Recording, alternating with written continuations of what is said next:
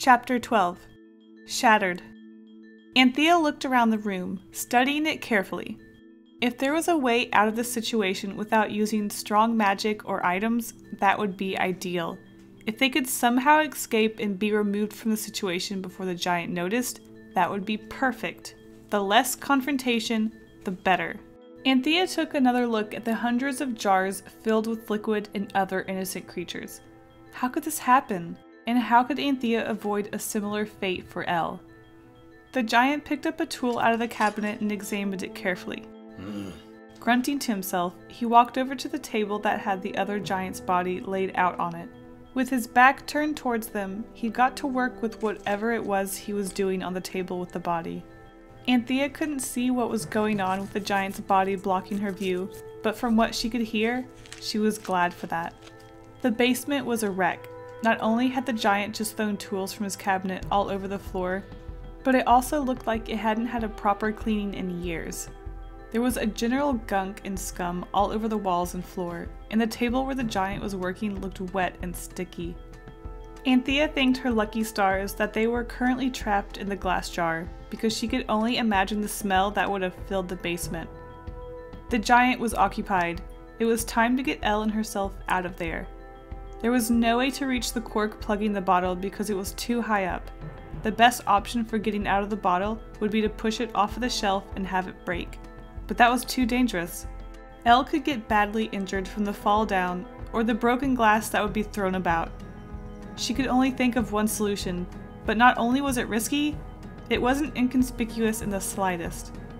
The giant stood up from his work and put his tool away in the cabinet. He walked over to the shelf a few feet away from Elle's bottle and started fiddling with the jars. He was looking at them closely, tapping the glass, and talking to them in a strange voice. Anthea felt both disgusted and scared. This was no ordinary giant. He was a monster.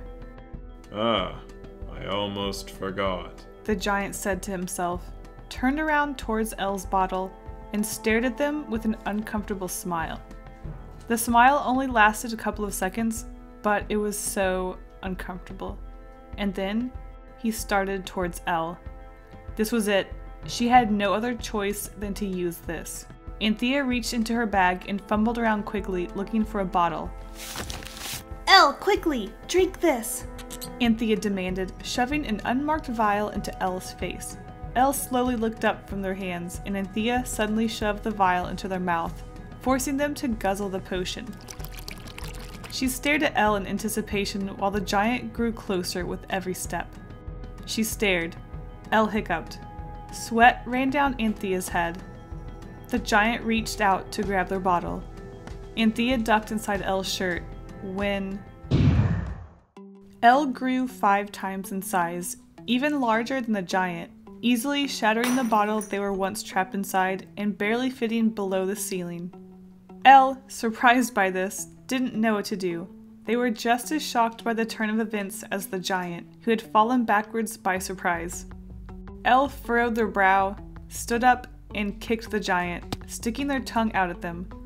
Elle turned on their heel and started to walk away with a pep in their step when they shrunk back to their original size.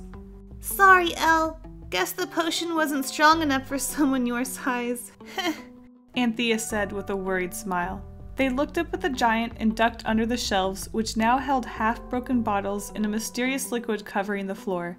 The giant scrambled to his feet and jogged over to the broken shelves, bending down with his head on the floor, peering straight at Elle and Anthea.